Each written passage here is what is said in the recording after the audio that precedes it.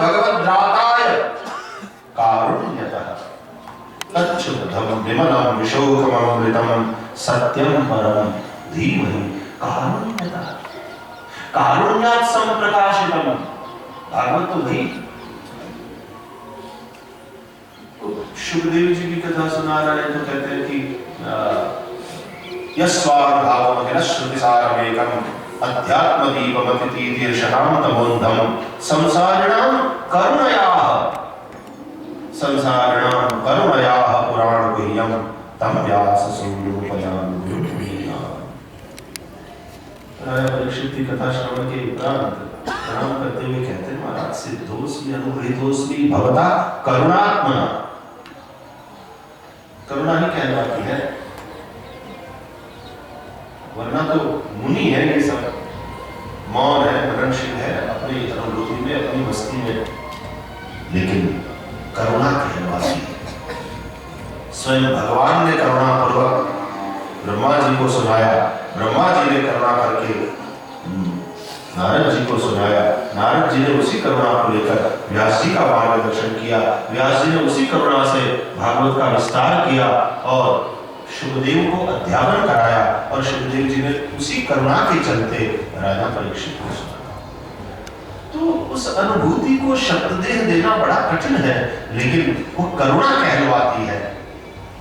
और पूज्य महाराज जी जैसे महापुरुषों ने, अब धन्य है वो शिल्पी जिसने पूज्य महाराज जी की अनुभूति को सुना होगा, वो पूछता रहा होगा बीच बीच में कि महाराज जी तो फिर ठाकुर जी के हाथ कैसे थे उसमें, तो ठाकुर जी के चरण का आपने किस तरह से दर्शन किया और कैसा भाव था, और फिर वो नर्तन वाली मुद्रा, ये नृत्य गोपाल, वो अनुभूति जिस रूप में महाराज जी के समक्ष प्रकट हुए, महाराज जी के द्वारा शब्दों के रूप में वो प्रकट हुए और फिर उस शिल्पकार के द्वारा इस दिव्य श्री विग्रह के रूप में प्राकट्य हुआ।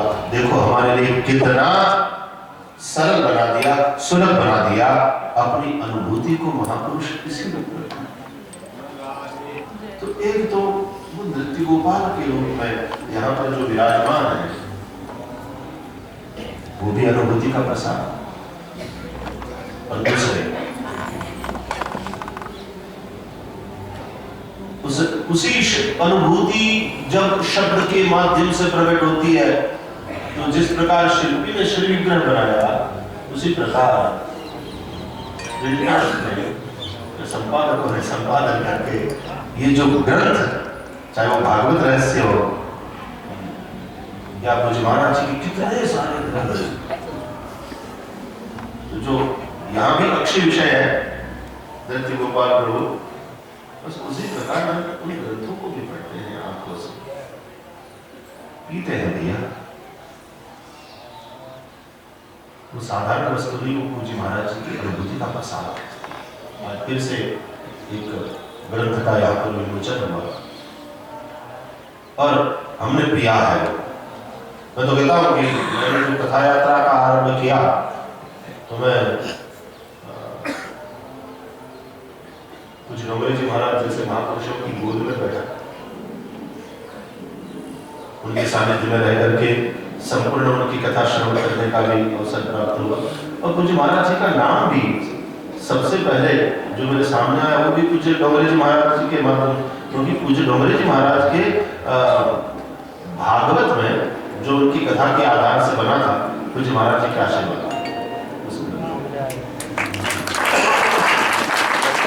तो सबसे पहले जो काम में नाम पड़ा वो वहां से, और फिर पूज्य महाराज जी और हमारे पूज्य कृष्ण शंकर दादा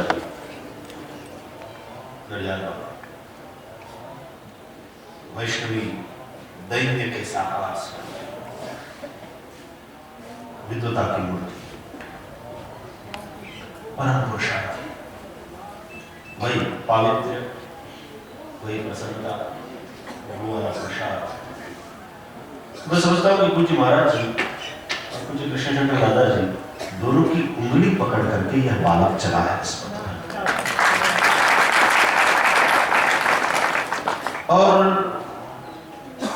ये मैं सच कह रहा हूँ, मतलब मेरे जैसा प्रतिमा भी पास नहीं करी है जिसने ऐसा एक विद्यार्थी और यहाँ पर व्यासपीठ पर बैठा दिया गया इन महापुरुषों के द्वारा, ये इन्हीं का आशीर्वाद है। और निरंतर इस पथ पर जब तक चलता रहूंगा वो बालक बन करके ही चलता रहूंगा। और इन दोनों महापुरुष की उंगली थाम करके जी महाराज जैसे महापुरुषों के सानिध्य में, उनकी वात्सल्य की छाया में, क्या बताया पूज्य महाराज जी ने बहुत किया या उनसे बहुत पाया है। तो इसलिए यशोदा के रूप में देखता हूं, वात्सल्य मूर्ति यशोदा के रूप में देखता हूं पूज्य महाराज जी। वो सफेद और रेशमी साड़ी जो एक तो वस्त्र वासना का प्रतीक है, लेकिन वो रेशमी वस्त्र है, इसलिए साधारण वासना नहीं, उस वासना में भी शुचिता है। रेशमी वस्त्र में शुचिता है। और वो सफेद साड़ी है, इसलिए वो सात्विक वासना है। कौन सी? बोले हम इन सबको जगाएं,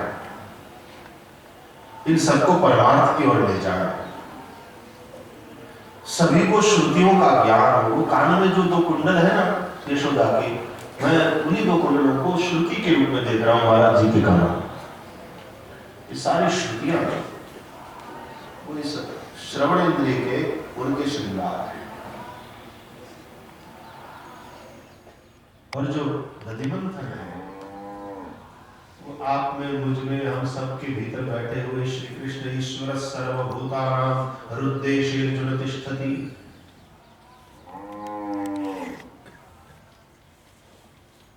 उसकी भूख मिटाने, उसके लिए माखन तैयार करने हेतु वात्सल्य मूर्ति मां स्वयं दधिमंथन करने। तो देर रात तक कभी जाग करके किसी ग्रंथ का अवलोकन करना महाराज जी के द्वारा, तो जो साथ में आप निरंतर रहे हैं, आप सब महापुरुषों से कभी सुनेंगे तो पता चलेगा कि किस तरह से उनका स्वाध्याय चलता था। या तो मैंने सुना महाराज जी किसी विद्वान को बुला करके भागवत जी या किसी विषय पर सुनते थे, इस पर सुनाओ, इस पर सुनाओ, क्योंकि एक आध विद्वान ने इस तरह से मुझे बताया कि हमें पूज्य महाराज जी की, पूज्य स्वामी जी की इस प्रकार की सेवा का अवसर मिला था।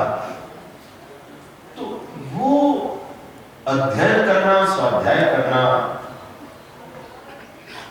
और फिर मनीषा की मथानी लेकर के मंथन करना, मनीषा की मथानी लेकर के मंथन करना, माखन तैयार करना। तो जब वो मंथन करते रहे होंगे तो पुत्र स्नेह स्मृत चलेगा।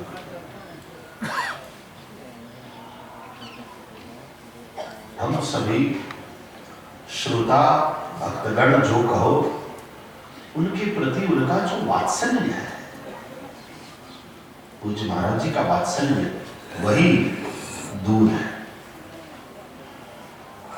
और उसके चलते दधिमंथन कहते हुए फिर जो पुस्तकें जिसका आज भी हमने अपने प्रकाशन ग्रंथ के रूप में किया और जो दर्शन हमने पाया, ये सारे के सारे ग्रंथ, ये ग्रंथ रूप में, या तो महाराज जी जब